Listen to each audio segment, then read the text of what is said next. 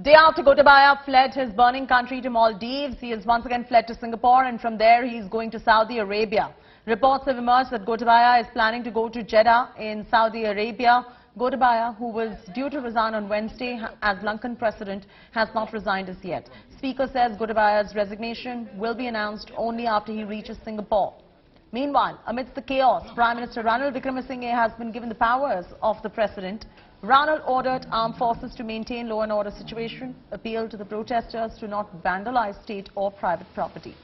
Nominations for new president will be called in on 19th of July. Sri Lanka's new president is going to be elected on 20th of July.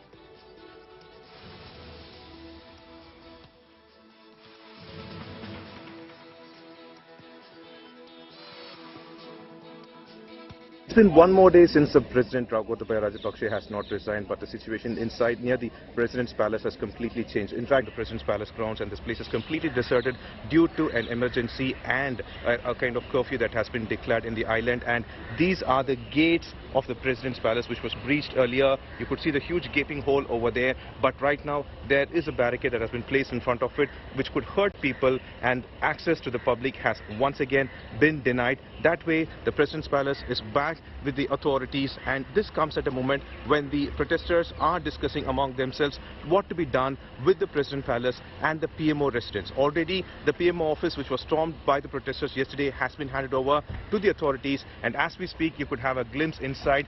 This place was a tourist spot until yesterday. People from Colombo and various other locations were visiting this place. They wanted to know how their leaders were living, the president, and they had glimpse of every other location. But what has happened currently is that now all have left. The place is once again back with the authorities, and protesters are also discussing to hand it over back to the authorities, except for the presidential secretariat, which they want to hold on to at least until 20th of July, and that is the day it is expected for an all-party government to be formed, or probably selecting the next president, because the protesters are not happy with Ranil Wickremesinghe being the acting president as well, which they made evidently clear yesterday. So far, the place has been completely deserted, and only authorities inside you would see. Those are the army men and the STF who are present over here, and armed guards have been placed across this part, complete with armored with gear and everything, and ready to stop any kind of riot. However, the protesters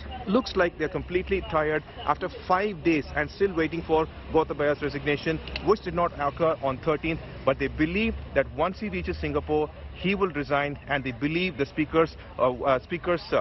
what the speaker has said so far, because they have no other option and they are waiting patiently for Gotabaya to resign. From outside the President's Palace, Pramod Madhav from Colombo for India Today.